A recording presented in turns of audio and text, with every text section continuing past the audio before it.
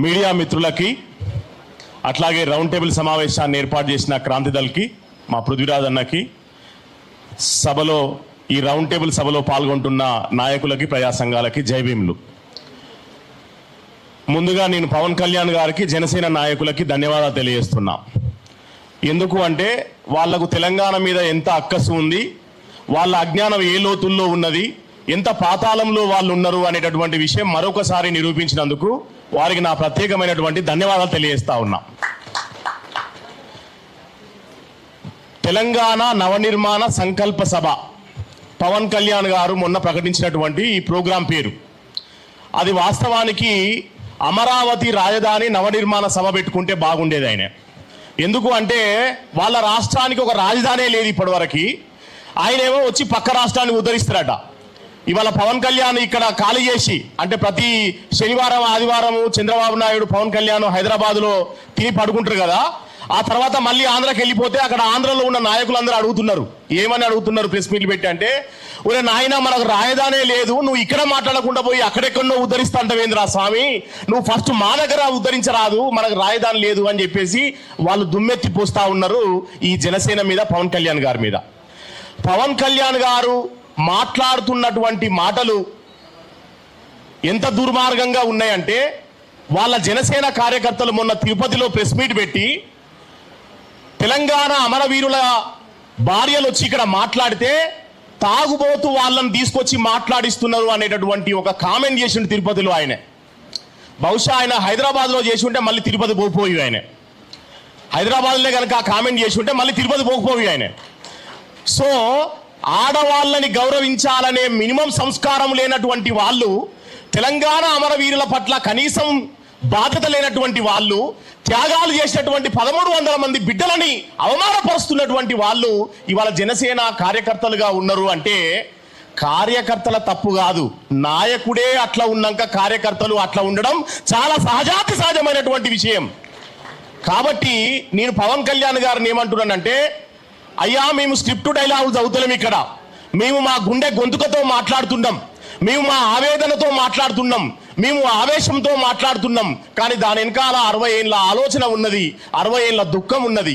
ఈ తెలంగాణ ఊరికే వచ్చింది కాదు. తర్వాత నేను ఒక క్లారిటీ ఇవ్వదలుచుకున్న మీడియా మిత్రుల సాక్షిగా, వాళ్ళు చంద్రబాబు నాయుడు గారు కూడా ప్రెస్ మీట్ పెట్టి నిన్న ఏమన్నాడంటే, దేశంలో ఎక్కడైనా సరే ఎవరైనా ఎక్కడికైనా పోయి ప్రచారం చేయొచ్చు, నేను కేరళకి పోయినా, నేను కర్ణాటకకి పోయినా, నేను తమిళనాడుకు పోయినా అని మాట్లాడుతున్నాడు.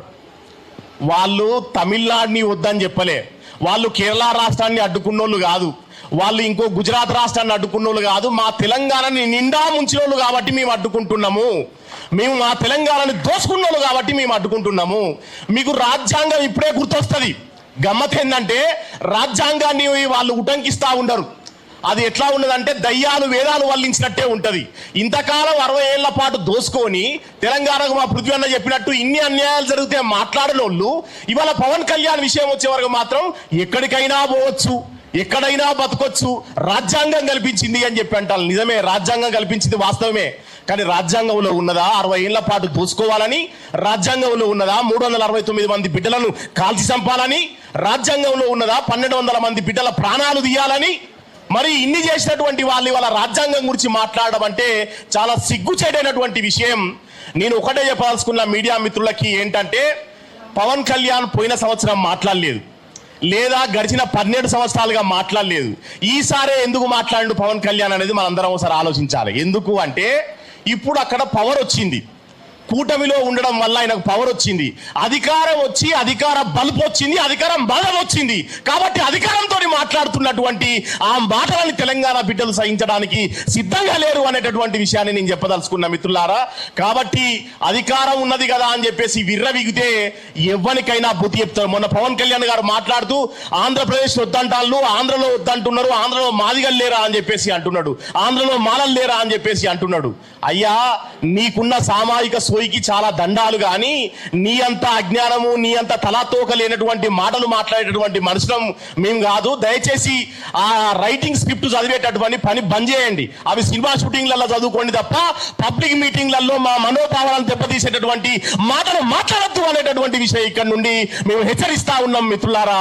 కాబట్టి దయచేసి జనసేనకి పవన్ కళ్యాణ్కి ఒకటే మాట చెప్తా ఉన్నా, తెలంగాణలో కూడా పోటీ చేస్తామంటున్నారు కదా, మీరు ఎమ్మెల్యే టికెట్ కాదు కదా, వార్డు మెంబర్ కూడా గెలవలేనటువంటి పరిస్థితుల్లో ఉన్నారు. దయచేసి గుర్తుపెట్టుకోండి. ఈ తెలంగాణ నేల సోయి ఎంతటిదియో గడిచిన 60 ఏళ్ల పోరాటాల చరిత్రను చూస్తే తెలుస్తుంది. ఎక్కడ పిడికడి మట్టి తీసుకున్నా సరే అది వీరుల కథల్ని చెప్తుంది, అది పోరాట కథల్ని చెప్తుంది, అది తిరగబడేటటువంటి తనాన్ని చెప్తుంది. కాబట్టి కాలోజీ అన్నట్టు ప్రాంతం వాడు దోపిడీ చేస్తే ప్రాంతంలోనే పాతరేస్తాం, ప్రాంతేతరులు దోపిడీ చేస్తే ప్రాంతం అవతల దాకా తన్ని తరుపుతాం అనేటటువంటి విషయాన్ని మేము తెలియజేస్తా ఉన్నాం. పవన్ కళ్యాణ్ గారు చేసినటువంటి దుర్మార్గమైనటువంటి వ్యాఖ్యల వల్ల జరిగిన ఒక ప్రాబ్లం ఏంటంటే, ఒక ఆంధ్ర సినిమా డైరెక్టర్ మిత్రుడు నాకు ఫోన్ చేసి, అన్నా మమ్మల్ని చాలా బూతులు తిడుతున్నారు మీ వాళ్ళు, మమ్మల్ని ఇక్కడ నుండి పంపించే జీవో ఒకటి తీసుకురావచ్చు కదా అన్న అని చెప్పేసి ఆయన వెటకారం ఆడుతున్నాడు.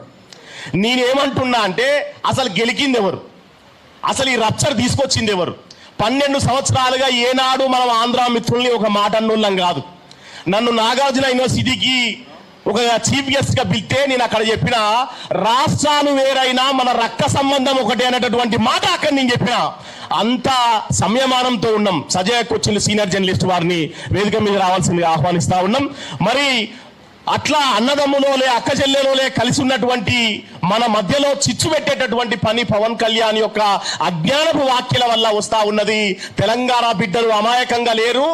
ఎవడు తెలంగాణ ఆత్మగౌరవాన్ని, అస్తిత్వాన్ని కించపరిచేటటువంటి మాటలు మాట్లాడినా సహించది ఈ నెల అనేటటువంటి విషయాన్ని తెలియజేస్తూ, మేమంతా క్రాంతిదల్ పృథ్వీరాజన్న వెంటనే ఉన్నాం. పృథ్వీరాజన్నని కనుక బదలాం చేస్తే ఎవరినైనా వదిలిపెట్టమనేటటువంటి విషయాన్ని తెలియజేస్తూ, జై తెలంగాణ, జై తెలంగాణ.